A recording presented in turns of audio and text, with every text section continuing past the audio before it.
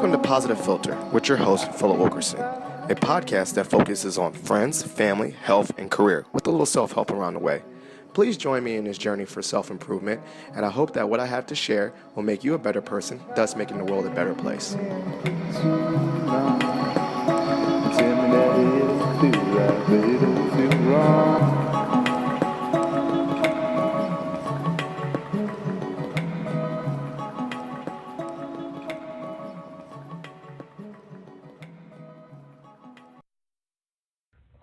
All right, so ladies and gentlemen, boys and girls, we're live with another episode of Positive Philter. I'm joined today by my special guest, Alex Swenson. Let me do a quick introduction of him. We've known each other forever since Mount Vernon High School. He's a very positive guy. Recently, I've seen him on this positivity kick, and I had to get him on the episode. He was a Division I college baseball player at Jacksonville? Jacksonville. And so I'll give a little shout out to that. And he's been all right. He's been to the next level of athletics. But let me let him do a little introduction of himself and what he's up to nowadays. Yeah, man, Phil, I appreciate you having me on, man. I've been listening to the Positive Philter, and again, I appreciate you having me on, and I'm super excited about talking about the topic vulnerability. But yeah, to give a little bit of a background on me, as you mentioned, you and I went to the same high school. Shout out to the MV crew, and love those guys, man. It's a big family. But yeah, and as you mentioned, my whole life I've really been into athletics, and that's where kind of that vulnerability, what we're talking about today, and my struggles with it started. But went into athletics, had a great career with that, and then continued that into coaching as far as the Division I level. Was at JU, was at Georgetown, and was at Ole Miss, and now have stepped away from the game of coaching and am now in Jacksonville, Florida, doing my own thing, starting my own business, and that's going to be coming up here in the next couple months. I'm super excited about that. But one thing that I think you and I got reconnected, and it's a blessing with that. I'm so happy that we could do that. Was this next journey of me is really focusing on the mindset and physical fitness, but just positivity in itself, and really just talking about stuff, talking about our vulnerabilities, especially for men, and but really everybody. And so that's where I'm at now. So I've seen your videos, your mindset videos, Yes. and I've seen that kick of exploring, mindset and personal development, personal growth. What kind of sparked this change into you to explore this topic of personal development, and then what launched it to, I think, to prompt you to even start speaking about it in videos and putting yourself out there on social media? Yeah. So I started really, honestly, getting into reading books when I was, honestly, not till 27. Like that was, I'm 31 now. 27 was really the year it kind of changed for me as far as really trying to better myself mentally and physically. And came up on a book called Mindset, and it changed my whole life in the sense of, like I started reading these books, and I had read books in school, and just nothing really ever connected with me in that sense, just me personally. But when I read this book, Mindset by Dr. Carol Dweck, it changed my whole life in the sense of, one, reading, but also, man, there's so much information out there that is so knowledgeable that we could, learn and better ourselves. And so I just started reading more and reading more and reading more, and just trying to gain as much knowledge as I could. And it changed my whole perspective on, one, again, learning, but also talking more about how people are learning, and how do you learn, and what are you learning. And then mindset was just always a big thing for me, just as far as growing up, and especially in baseball, in sports. I would have a lot of struggles mentally of, one, a couple things, not thinking I was good enough, or Sure. worrying about what other people thought about me and what I thought they were thinking about, all this type of stuff. And so I really try to start studying that and why is that and the psychology of that. And that's where I came up. And actually, I was on my honeymoon and I'd been studying this and been writing notes. And I loved your 5 minute journal. My wife and I, we do that, and I absolutely love it. Like you said in your last post, man, it's a game changer, and I couldn't recommend it enough.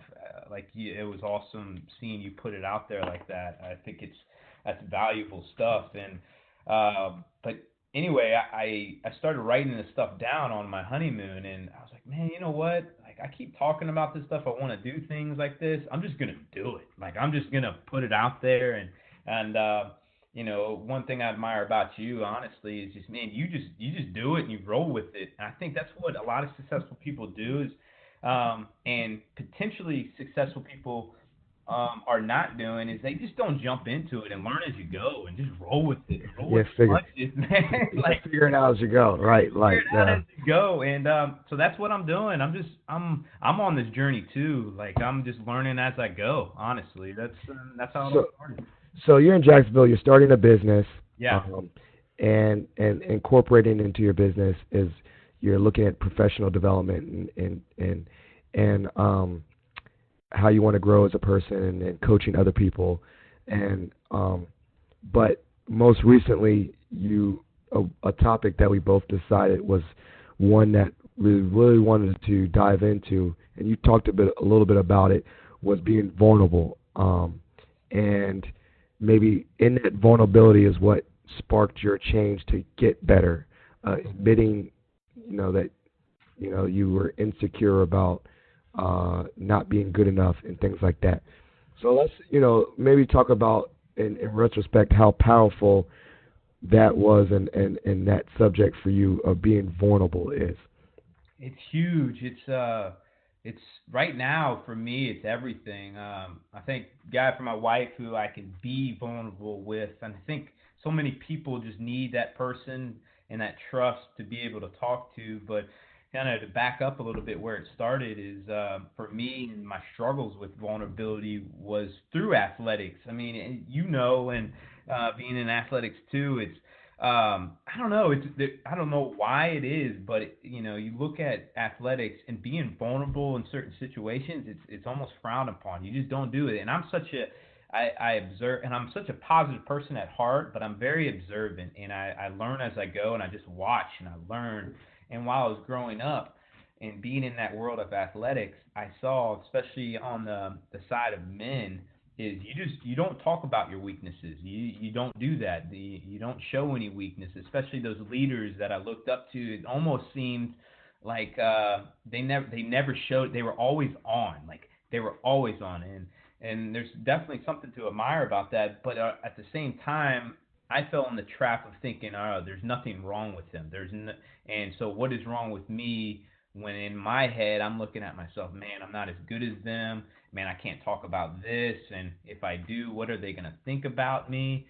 Uh, so that's where it got started, and eventually, man, honestly, where it got for me was like, man, you gotta stop caring about what other people think, and really listening to you and just listening to other motivating guys that are just open and man, it's inspiring. It almost gave me permission to talk about my vulnerability, man.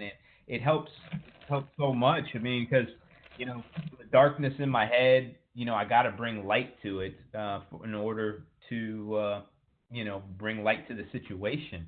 And if I think just men nowadays, there's such a struggle with it, with society and social media and marketing, that it's almost a bad thing. But like people like you and others are, we're trying to change that. Like, hey, let's have a talk, man. Like, man, let's talk about this.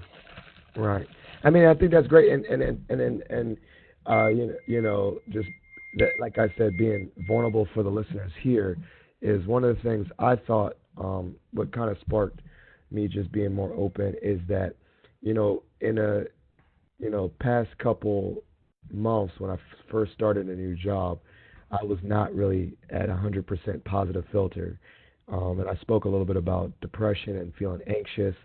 And one of the things I realized, and you spoke upon it, was a couple of things that I heard that I connected with. It was one was trust, is that when you're able to be vulnerable with someone, you're telling that person, I trust you with this, and it's the ultimate sign of trust. When you're able to be yourself with someone, it's the ultimate sign of trust.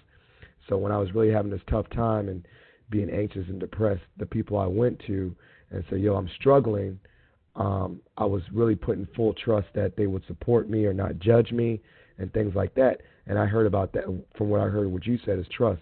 Second thing I heard about that is usually the funniest thing happens when you're vulnerable with other people, or you put yourself out there, or you look to someone to confide in. Usually you'll be surprised that the person that you think doesn't have those insecurities will admit to you that they do too as well. And Right. so in that moment when I was really having a hard time, the strangest thing happened. The more I was honest with others about how I was feeling or going through tough times, the more people disclosed to me that I wasn't the only one. So in that sense of being vulnerable, I was able to build connections with people that I never thought, like, as those people that you put on a pedestal, those supermen, those super alpha, never show weakness people. Yeah, yeah. You'll hear from them like, oh really? Oh, you feel that too? Oh, yeah.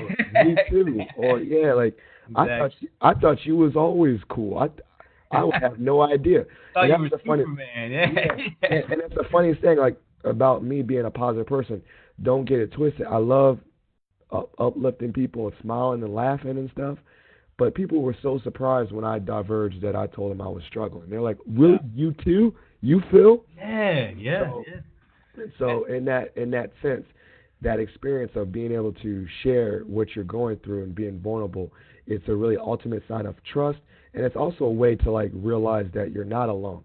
I mean, there's too many people in this world to think that out of all these billions of people, when you're isolated and you're feeling like so alone, that you're the only one. Mathematically, it's not even possible. Right.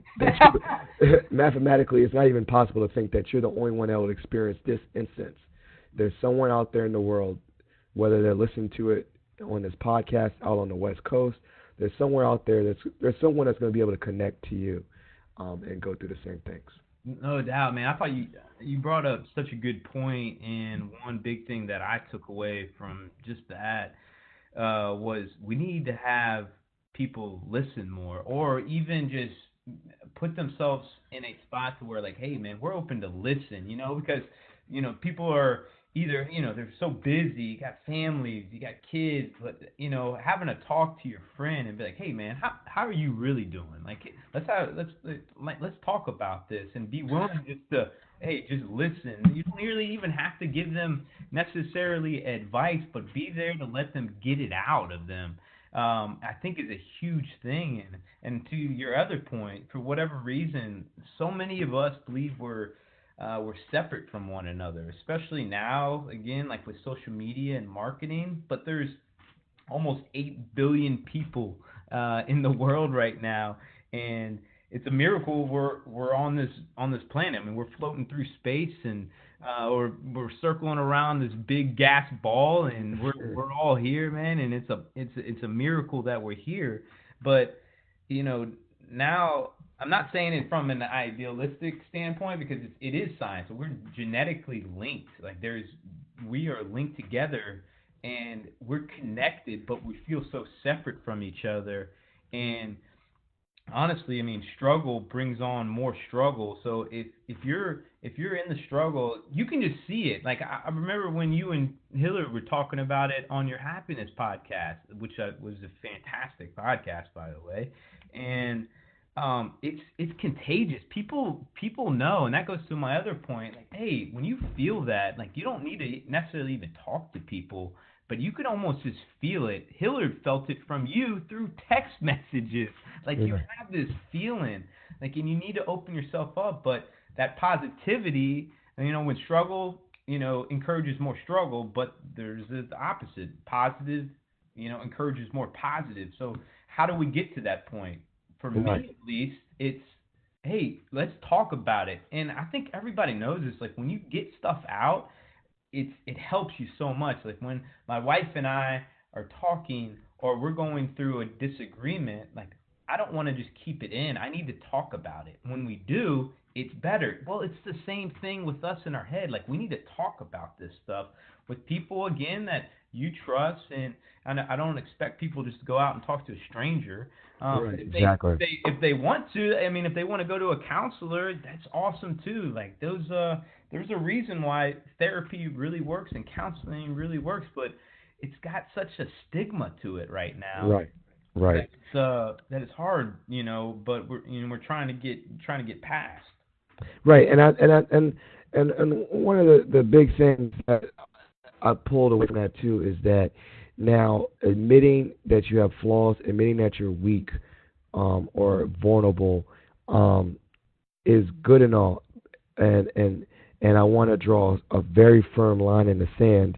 Is that it's good to diverge that, it's good to get that out, but then also just admitting it, that's step one, Right. in the process, and then you have to take actionable steps. So there's a clear line in my mind between being vulnerable and being open, and then being a victim.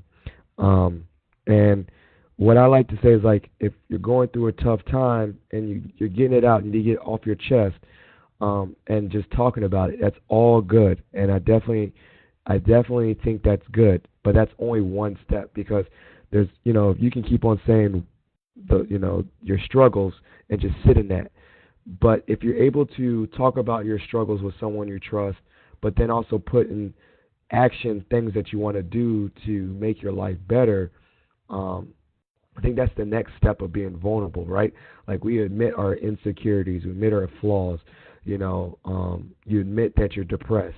But then if you admit you're depressed, but then just drink a lot of alcohol and Right. just stay at home, like, okay, it's cool that you were vulnerable in that situation, admitting you're depressed, but what are you after What are you you admit? doing about it? Yeah, Yeah. what are you doing about it? Like let's And, let's let's get out of the hole, and right, it's so much easier said than done. There's no doubt right, about it. And I love how you brought that up as far as not playing the victim, because we all know that person too. And I like to think of them as just straight complainers. They just right, complain right, about the smallest thing, like, oh, I'm running late because my dog, it's like, all right, come on, let's talk about the real stuff. But yeah, um, yeah, man, no doubt about it. As far as getting out there and take actionable steps, and just as far as me and actionable steps, and I'm still working through them. Meditation, man, has been a game changer for me. Honestly, like mm, I was one of those guys,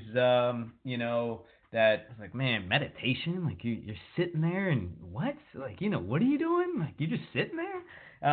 And when I changed my perspective about it was, hey, especially nowadays, like when do you actually really get to just sit and be still and be to yourself and just honestly think, and there's another stigma with meditation as far as, wait, so I just have to shut off my mind?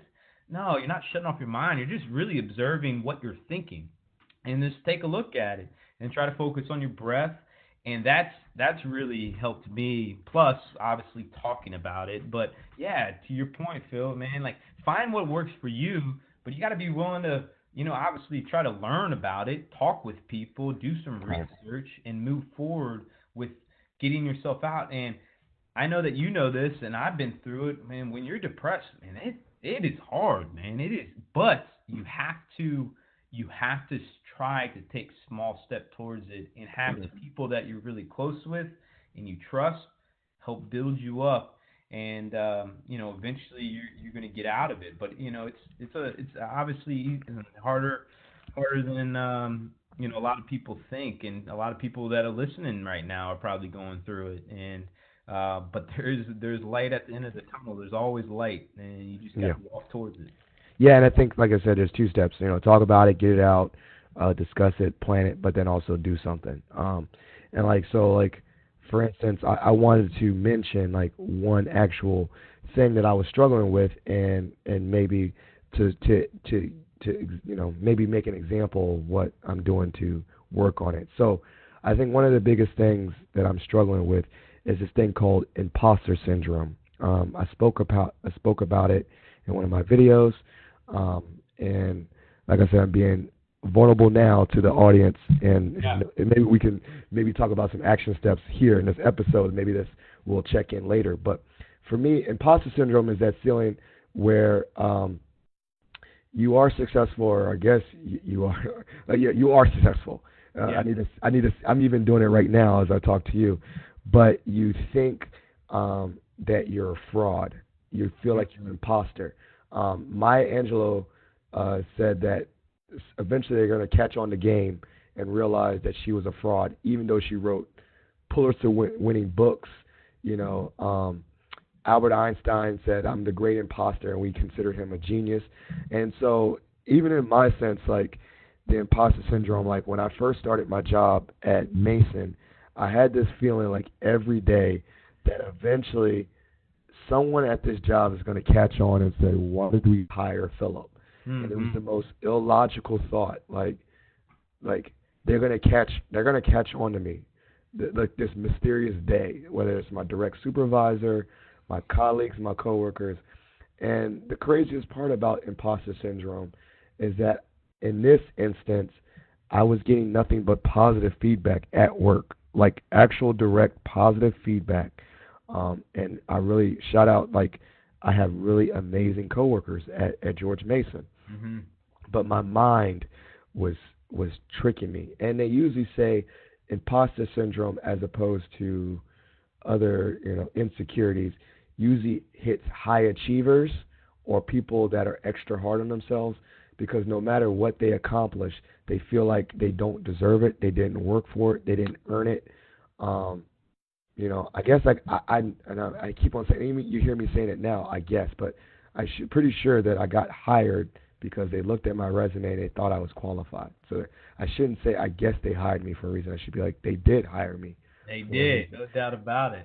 No But doubt. And you must have interviewed and crushed it. And they that's put your positivity. I mean, and I think my coworker. I mean, I would hope so. But what in that instance of me being vulnerable, I've admitted that I had this imposter syndrome. Yeah. And one of my colleagues sent me this awesome TED talk, and I watched it, and it's helping me really think about it. Okay, like, I really need to combat that. Like, like when I think I didn't deserve certain accolades, I need to look and see what did I do to get there. So, like, for me to be hired, I earned a master's degree. So therefore, I earned a degree. I earned that piece of paper that says I'm qualified for this position.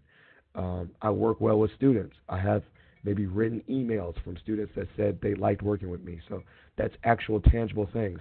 So, like, every time those thoughts creep in, that that come in, I need to combat them. Um, Easier said than done. So, Alex, we're on the podcast. I just got vulnerable with you. What are some things?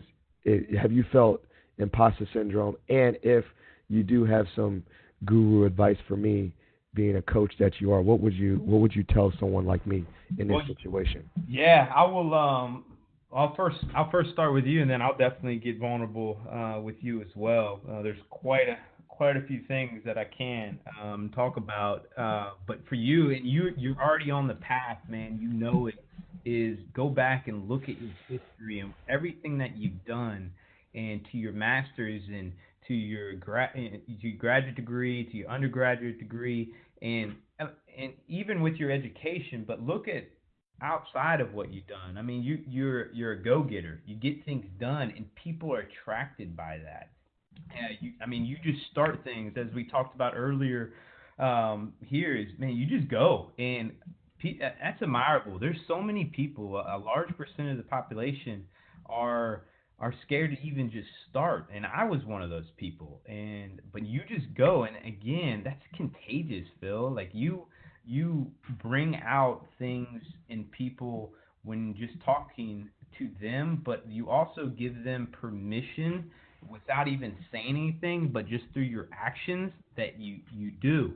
And talking with you, from knowing you for so long, and just talking through with you, man, that is one word that I would love to stamp on you from my perspective is you're contagious, man. Like people just gravitate to you, especially people that want to be like you and show that positivity, but also are just trying to get better. And that's why, when we started communicating, man, I just was like, dude, I gotta get with Phil, man. I just want to talk to him and just listening to you from in the past, but also on the podcast.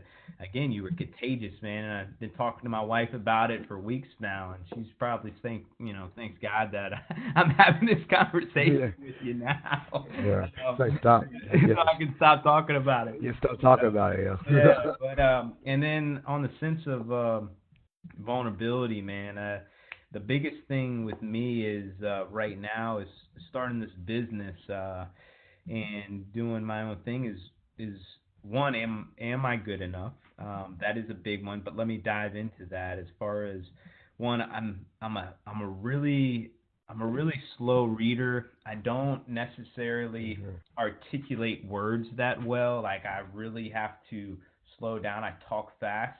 I don't know if I'm dyslexic or not. I really think I am, but when I think I'm just doing it right now too. Like I think about that and it holds me back. Like it prevents me. Like this for me and doing those videos are a big thing for me because and those videos that I did, like dude, I people might think like I recorded that in one shot. Dude, I recorded like those episodes, like one episode I recorded probably 50 times.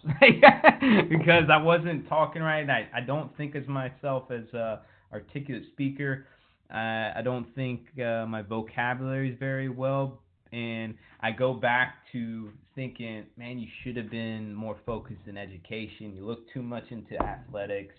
You didn't focus on your vocabulary, reading, and that's where I'm at right now. In that sense, and where I'm vulnerable is, I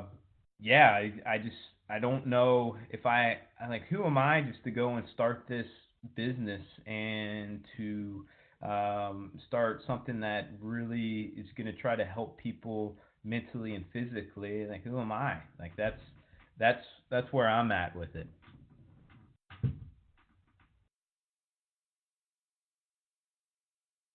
So, Positive Filter listeners, I wanted to apologize for the cut in the episode. I wanted to kind of give an explanation. Me and Alex recorded this during the hurricane, so we got disconnected. And so this episode is going to be split into two halves. And rather than re-record, I thought that we had such good content on the first half of the episode that I wanted to make sure that we just kept on going. So this second part of the episode is me and Alex picking up the conversation where we left off, and hopefully you still enjoy the content. I apologize for the confusion. Please, please, please still enjoy this episode. Thank you and have a nice day. So we're making it work. So Positive Filter listeners, this is the first time ever of Hurricane Michael, and we had to change the way we record. But I definitely did not want to lose this episode. As I said, we're gonna make it work. And so I knew the last thing Alex said was that he was going through. He's with his own personal business, he's feeling sometimes some insecurity of his own. And right before I got cut off, I was saying like 100 times, like, hello, did you hear? Before he got off, I would never have known that you shot those videos that you do on Facebook 50 times. I want to let you know that you seem so polished. You're motivating me. You're inspiring me. And I think that's the thing about being vulnerable is that no one would ever know. No one ever knew that. And for the appearance, you look like you're on top of it. And it's twofold. One, it's inspiring to know that like even you, that someone that I look up to, and it's like, wow, he's doing such great videos and such great things that even you were like, I could do this 50 times. I never would have known that. Yeah.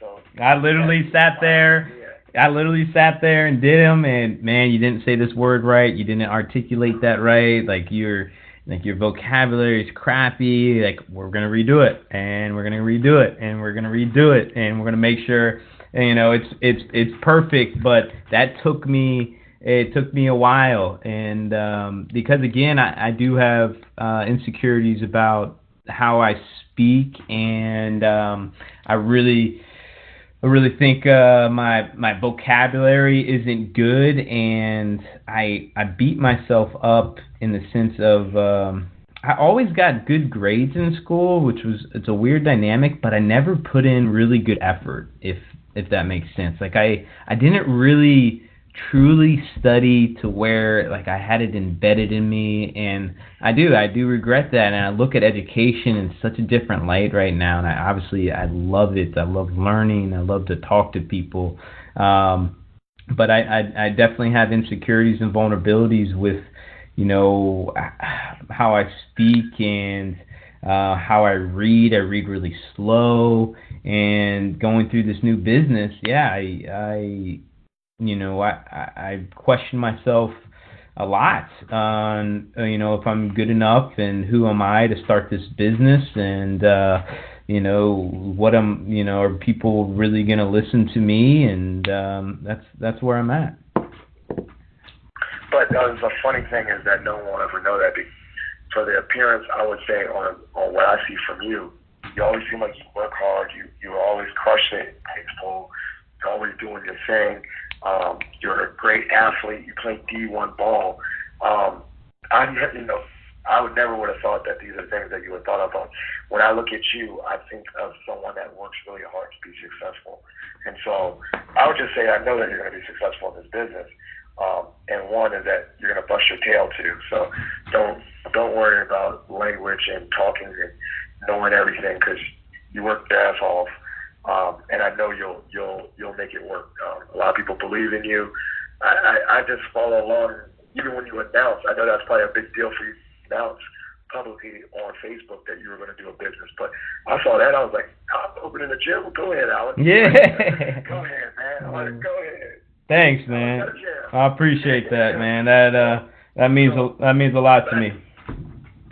And I think the skill that I know one skill that you would transfer in this is that I definitely see you as a person that seeks information. So maybe you don't have to have all the answers, but I know you're the type of the people that don't have the answers. You know, like if someone else has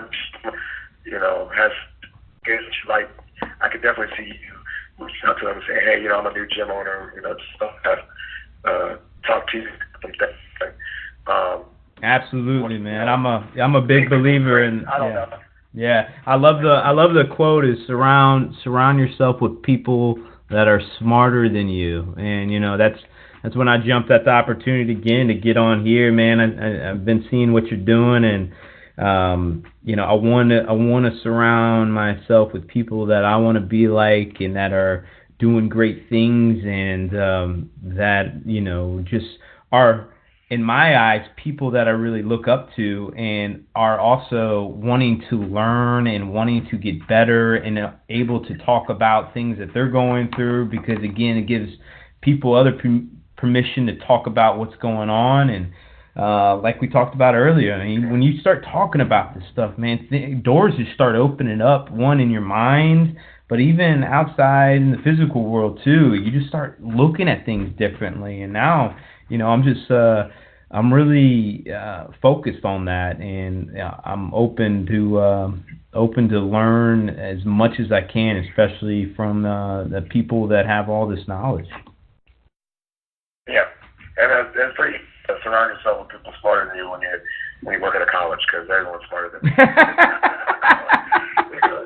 you.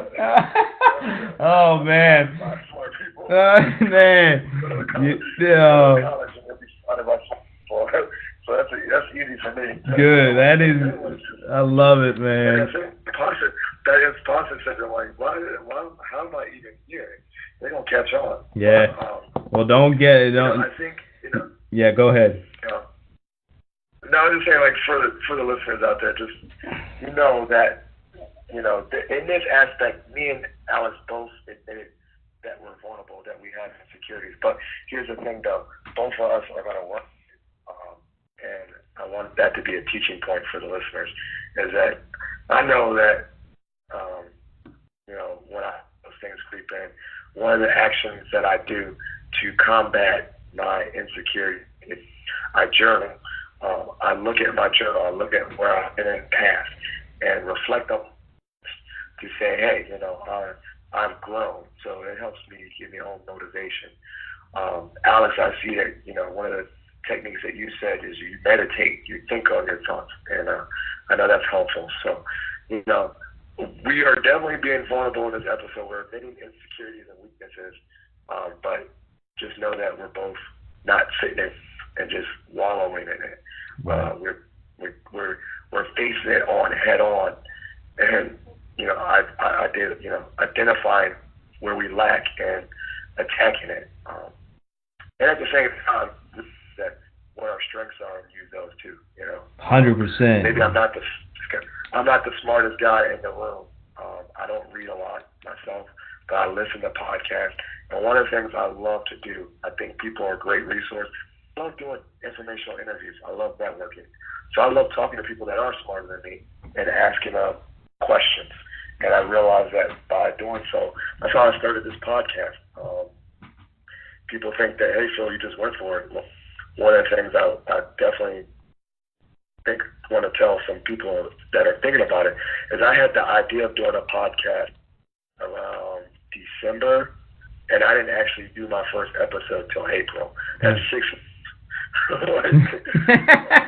And I don't know, maybe not 6 months, because December, that's 4 months. 4 months. I'm not a mathematician. You're all right. That's all right. I talk to people. I talked to shout out to a guy named Dean Bakari. He was my podcast mentor. He told me how to even get started. And he told me there was nothing to it but to do it. And I just took his advice and I just did it. But, I didn't just, what people see is the end result of me podcast. No one saw me thinking it was dumb for a couple months and just not doing it. Right. Or re-recording. I did the same thing that you did. I recorded my first episode 3-4 times. Yeah. And then deleted it. Actually deleted it. Did you? Yeah. I thought it was trash. Dude, I know. I've been there, man. I've been there. So, but eventually, though, the thing is, eventually you do. And that's what I want the listeners to do. No doubt. Eventually, you do. Yes. Do. Yes. You get over yourself. That person that's overweight, they're embarrassed to go to the class because they think they're fat and everyone's going to stare at them. But they go. Yes. And they just go, and they go. And eventually, you get all these success stories of people losing weight. There's been many people. One guy I look up to in the podcast world is Lewis Howes. Have you heard of him? Yo, yeah, listen to him a lot. I love podcasts, man. I listen to Lewis a lot. He's actually dyslexic. Is he? I didn't know that. He's written books. He had to overcome a fear of writing books. He wrote a book, but he has a learning disability. That's fantastic. Yeah. In front of people, he choked. Yeah. Toastmasters. Yeah. That's all. We've seen these people we've seen the people at the of their existence or of their careers. Yeah. We're seeing the people that we look up to. We're seeing them because they're the people at the top, but we didn't see what it took for them to get there. Right. They took action. They took action on it. Yeah. We didn't see their rock bottom. Yeah. No doubt. Don't hear about that. When you hear about it, when we talk about it. So for people out there, admit that you got these things that you're going through. Take action, and once you feel comfortable to tell people that you have these things that you're struggling, still take action. So that was just my two spiel. I love it, man. No, that is awesome. Well said. And just fall in love with the process of getting better. Fall in love with the process of making yourself better, because you only have one life. You have one body. You don't get a second shot.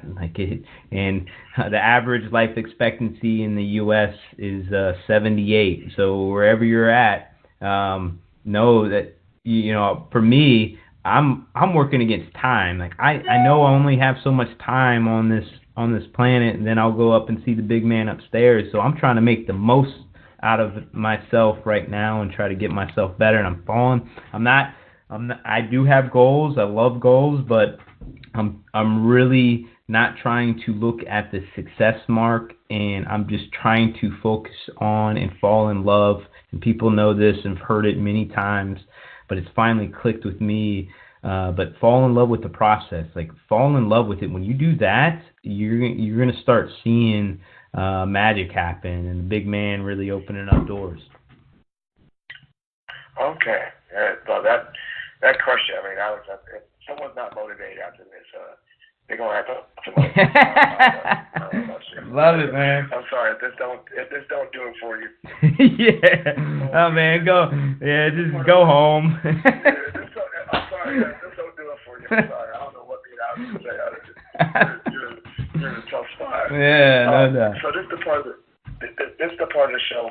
I call it Shot Doc, and I want to give you an opportunity to ask me a random question. It has nothing to do with vulnerability, just anything you think of, and I ask questions, and we just have to answer honestly, and then that's it, shot for shot. Do you want to go first? Or I go first.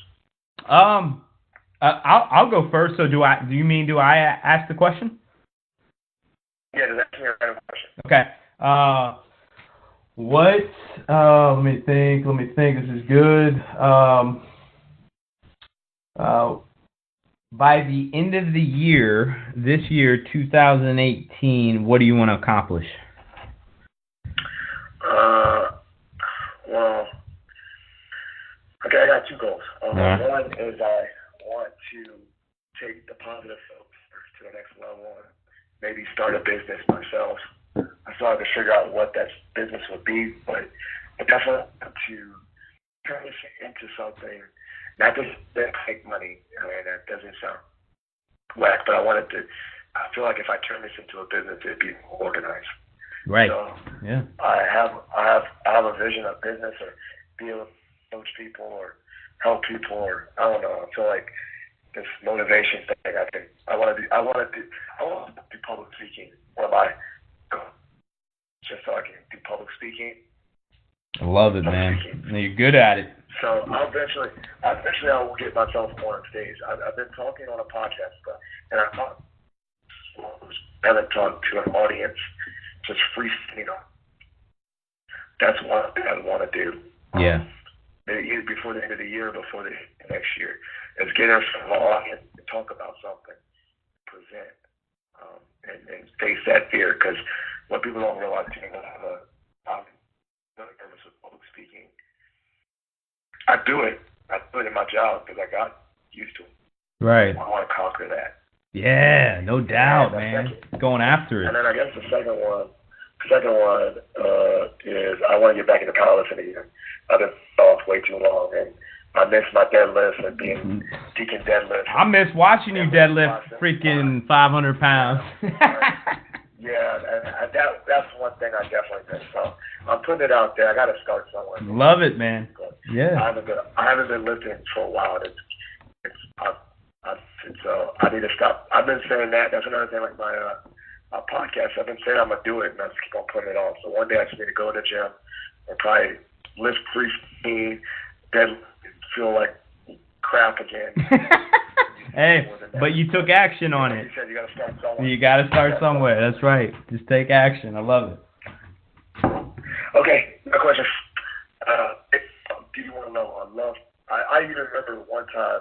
I think I took a picture of it and sent it to you. I saw you on ESPN, man. Like you was in the World Series of baseball, right? Right. I was like, God, that dude was crushing it. What was your favorite baseball moment? Favorite? I don't know, maybe high school, but yeah, favorite personal baseball moment. Like, this is amazing. This is why I play the game. This got me hyped. This is a story I tell my kids, and they're like, I don't want to hear the story no more. What's your baseball? My favorite baseball story was in college, my sophomore year in school. I got pulled into the coach's office, and usually when you get pulled in the coach's office, it's not a good thing. So I was scared out of my mind. I was trying to rethink. All right, what have I done? What did you do, Alex? Like what is going on? And my favorite moment was when Coach TA brought me in and said, "Listen, you got a big responsibility ahead of yourself." And I wasn't sure what he really meant by it, but he went on to tell me that your teammates selected you as captain, and that kind of changed everything from me, because I never really looked at myself like that. I put my head down and I went. I just put my head down and put in hard work and just tried to honestly just outwork everybody. That was because I was undersized as far as, especially at the Division I level, and I knew I had to really put in so much more work than the ordinary Division I guy on my team. So I just put in work.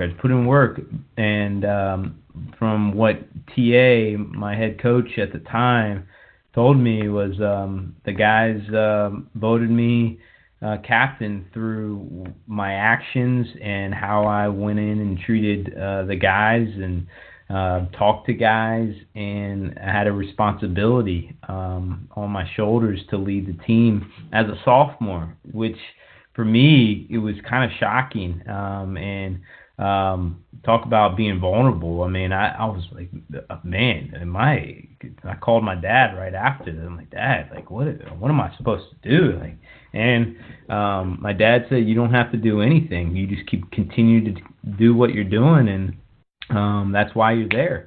And I took that advice and really try to run with it into my personal life as well. Is just put my head down, work, be good to people, and good things will happen. And that was the moment where it really kind of clicked for me.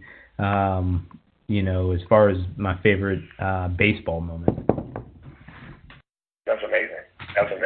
And also, like, I think I was just in my back of my mind, like, just keep that one going with you too, because like I said, sometimes you don't have to have all the answers. Just doing well and hard work, people are going to see that as an example and then just gravitate. So if they have all the answers in the gym, but they see that you're working, and when they're going to come, like the business come, and they're going to just want to be around you because you're going to feel motivated. You can't, with all the business models in the world, you can't, intangibles like personality and building or motivating people, and you got that, so you'll be great. I want to give you an opportunity. This might end up my show to wrap it up. I think this is really good. We had like a mid-storm break, and if I was here, we're going to say like start over, we're going to do it again. But no, we're not going to, because the first half was so powerful for me. Yeah. I think that we definitely need to shift. So I'll just find a way to edit the middle, maybe put like a little music in the middle or something. I'll figure it out. Well, DJ it up. I love it. Yeah, we'll make it work. This will maybe make me use my skills of doing mid-episode breaks. I love it. Yeah, give a little advertisement up in there. Yeah, like that. Maybe I'll do a fake commercial or something in the middle. But I want to give you an opportunity to plug social, business, whatever. Definitely for the episode, for the viewers, we'll follow up, but in the show notes too. But any shout outs to like people, for shout outs and plugs. So one thing is shout out to you, Phil, man, for bringing me on. It really is a blessing, and I love talking about this stuff, and I feel the same way to you. This is powerful, and I really appreciate you asking me about baseball, my favorite moment, because honestly, I haven't thought about something like that. I haven't really thought about my favorite baseball moment really ever. I've had some times where going to regionals and being on ESPN, that's all fluff, but it made me really reflect back on it, which was awesome. But Yeah, I'm gonna be releasing in the next 2 weeks the business on social media, on Instagram and Facebook. You can find me on Alex Swenson there, and I'm just super pumped to moving forward and to continue to talk about positive things and really honestly just work on helping getting people better mentally and physically. It's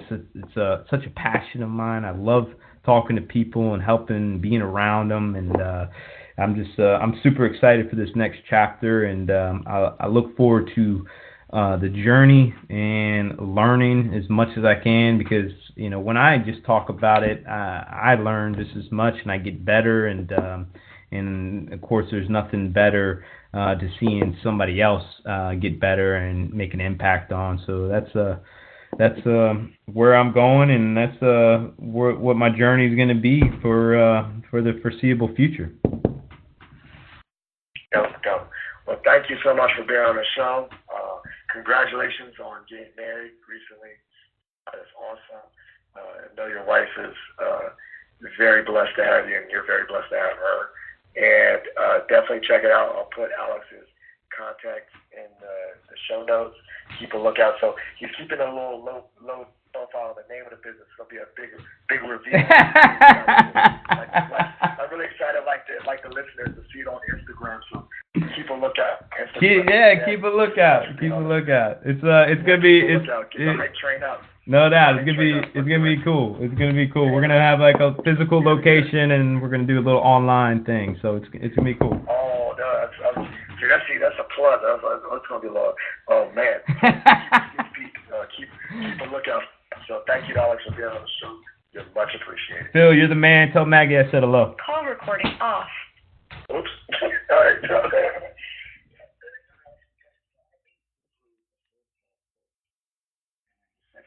put it together. Awesome, man. Hey, you're the man. Really, I really appreciate it. And it was fun. Dude. I got better. Eventually, man, Eventually, one of my ideas is really to build up this sound studio and figure out a better way to do remote podcasts, because, all my friends are, distance. Hiller's a distance, and you're a distance. Not all my friends, but the people I love to do podcasts with. Yeah. So I got to work on how I can tell. No doubt, man. You just keep doing it, like you said. Just keep doing it, and you'll learn. I mean, you'll get it. You're only gonna get better and better. I feel like it's starting to really start gaining some momentum, especially the last couple of months. Yeah. Well, yeah. I mean, it's good. The episodes, the content, people are listening. I'm getting better. No doubt. Albert, my brother Albert. Yeah. Albert from Mount Vernon on there talking about Hollywood. So I did some good guests. You know that guy Jeff Evans? Jeff Evans. Man, that name sounds familiar. He went to the games. Oh, okay. I know who you're talking about now. Yeah. What CrossFit was he at? He was like CrossFit in Florida. Okay. Yeah. Orlando or something. Yeah. I mean, he's from the South region. Right. He's super strong. And he doesn't have a motor, but he can overhead squat 200 pounds. Something crazy. I just started talking to him on Instagram today. He said he'll be on my podcast. What? I love it, dude. I know. See, that's great. I just asked him, See that, man? That's awesome, man. Like you could tell, man. It's starting to gain some traction, man. It's awesome. Just be yourself and just ask people, because he's on this positivity kick too. I love it. I commented and I was like, oh wow, man, that's crazy. Good luck with your pursuit of the games and all that stuff. And then he's like, cool. And then we kept on going back and forth. And I was like, would you want to be on my podcast? He said, no doubt. And that was it. Dude, I love it, man. The power of just asking is awesome. So just ask. You never know. Yeah. What do you? No. Okay, thanks. I know, right? Exactly. No doubt about it, man. Bye. That's awesome, man. The family doing good? My family, yeah. My little nucleus, my wife and I. I don't really talk to my parents so much. We don't have the best relationship, but Maggie's parents and my boys, they're great. I love good. them. That's awesome, man. I love it. That's great, man. Good. Hiller's doing all right. Yeah. Hey, Hiller's out in Idaho. And divorced. Damn. I didn't realize Hillary was divorced. Shit. Oh. He's out there because he wants to be with his child. He wants to be involved. Oh man. That's kind of. So I out there and visit him eventually. I don't want anything for Christmas or my birthday. We just save some money so I get a flight to go to Idaho. That's what I want to do. To see how he's doing and check in on him and stuff. So. Good for you, man. I'm gonna reach out to him. I need to, man. If you reach out, he's only on Instagram. Okay. All right. He's not on Facebook. He kind of went ghost. I think purpose, Yeah. For obvious reasons. Absolutely. And they stalking him on the IG such. So, no doubt. On Facebook. So he's off of that, but he's on. He's links 70-something. You'll see him on Instagram. Okay. He comments a lot on my stuff. Yeah. On the Positive Philter stuff too. I love it, man. But he's doing. Besides that, and Justin's doing all right. He lives in California. He's moving from LA to San Francisco because his wife. She's like, if you think of nursing, like degrees, she's about to get like a doctorate in nursing. She's like really the #1 nurse in the country. She's like one of the most top nurses. Dude, that's awesome, man. I knew. I think she's gonna. So she's gonna be a stay-at-home dad, and she's gonna, be the. My man Justin's gonna crush it at home. Crush it at being a dad. I love it. Yeah, that's what he wants to do. I love it. So she's doing that one. Good, man. She's gonna make cake. Yeah, make bank. Good for them, man. That's awesome. That's awesome. That's good, man. Well, man, again, Phil, appreciate you, man. Like, this isn't gonna be the end, man. I'll probably annoy you and just keep reaching out to you and just giving you love, man, because I appreciate you having me on, man. No problem. So hopefully recorded. We'll see. Well, the second half recorded. I know that for sure. Yeah. Okay. I didn't find the first. Yeah. So. Well, whatever. If it, we'll figure it out. If we gotta do it again, we'll do it again. No, we'll do it again. No doubt. I can talk about this stuff for days. All right. Yeah, we'll do it again if we don't. But if not, man, I got you. All right, you the man. If not, worst case scenario, you probably do it Sunday night before Monday. I want to do it. All right. So, yeah, just let me know. All right, man. All right, man. All right, later.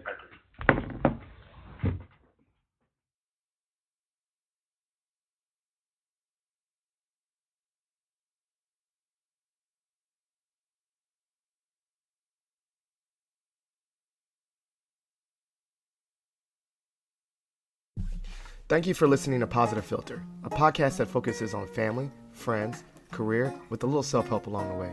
If you enjoyed this podcast, please share it with your family and friends, and like the Facebook page, Spreading Positivity of Movement. Thanks for listening.